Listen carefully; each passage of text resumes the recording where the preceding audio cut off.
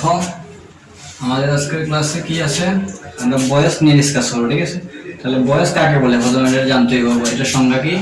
বারবার গঠন সাবজেক্ট কোনো কাজ করে না, বরং অন্যের কাজ তার উপর এসে করাকে কি বলে?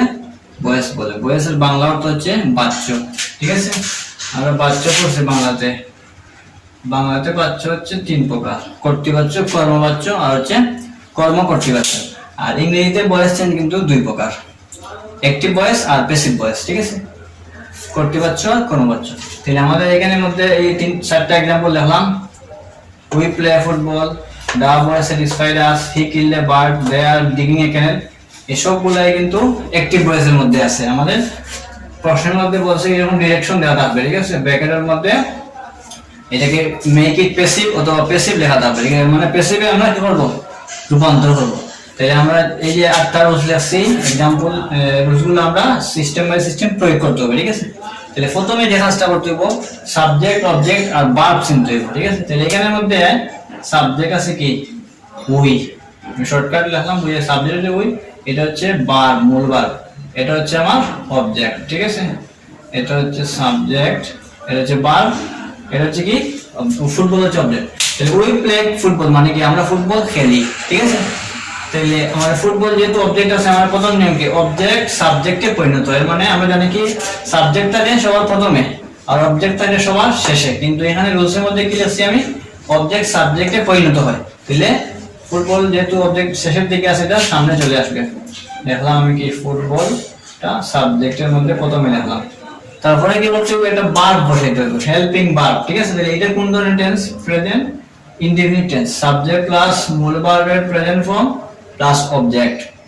তাহলে এটা প্রেজেন্ট ইনডেফিনিট। প্রেজেন্ট ইনডেফিনিট টেন্সের মধ্যে যদি থাকে, তাহলে হেল্পিং ভার্ব হিসেবে এম, ইজ, আর থেকে যে কোনো একটা বসাইতে হবে। ঠিক আছে, তাহলে ফুটবল যেহেতু একটা খেলা বুঝিয়েছে বা বিষয়বস্তু যদি বুঝাই, তাহলে আমরা হেল্পিং ভার্ব হিসেবে ইজ ব্যবহার করি। ঠিক আছে, is.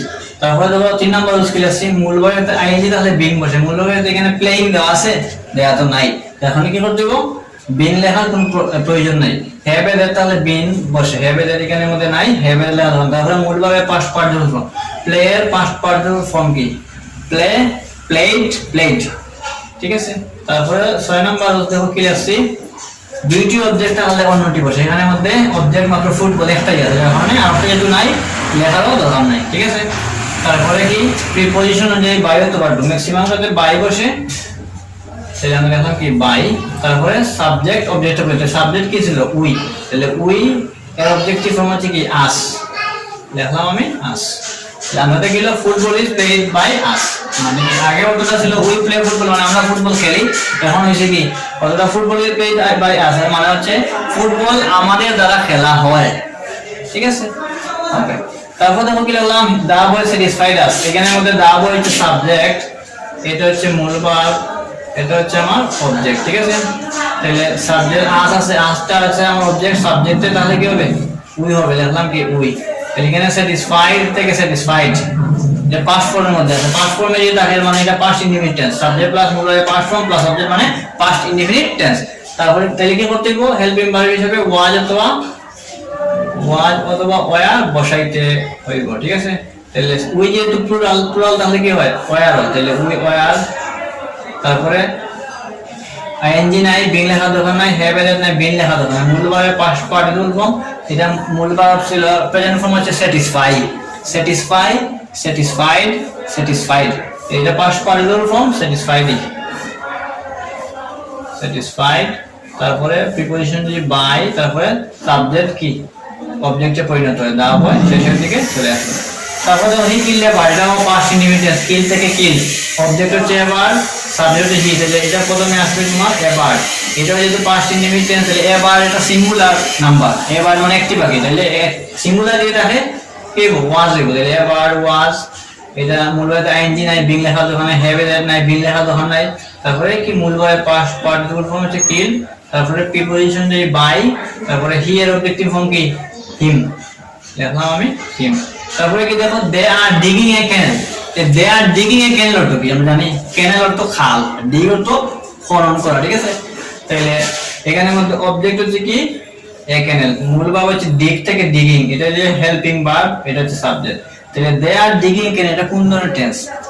Subject plus am is are plus মূল বাক্যে আইএনজি তার প্লাস অবজেক্ট তাহলে আমরা জানি কোন ধরনের টেন্স, প্রেজেন্ট কন্টিনিউয়াস টেন্স। ঠিক আছে, তাহলে আমার সেম আগের মতো এ ক্যানেল যেহেতু অবজেক্ট আছে সাবজেক্টে পরিণত হবে। ঠিক আছে, লিখলাম আমি কি এ ক্যানেল, তাহলে এ ক্যানেল যেহেতু একটা খাল, এটা বিষয়বস্তু বুঝিয়েছে, যার কারণে হেল্পিং ভার্ব হিসেবে যেহেতু present continuous tense am is are থেকে যে কোনো একটা বসাই দিব, তাহলে ইজ এখানে বসাইতে হবে। ঠিক আছে, মূল বাক্যে আইএনজি আছে, আইএনজি তাহলে কি বসে বলছিলাম ক্লোজের মধ্যে বিং বসে লিখলাম আমি কি বিং।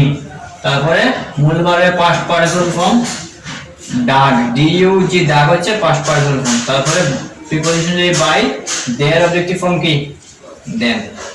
আশা করি আপনারা বুঝতে পারছেন। ঠিক আছে, আমাদের ক্লাসগুলো যদি আপনার ভালো লেগে থাকে আমাদের চ্যানেলটি সাবস্ক্রাইব করবেন, বেল আইকন ক্লিক করে রাখবেন, আর লাইক কমেন্ট শেয়ার দিয়ে পাশে থাকবেন। ঠিক আছে, পাশে থাকলে পাশে পাবেন। তবে ভালো থাকেন, সুস্থ থাকেন, আসসালামু আলাইকুম।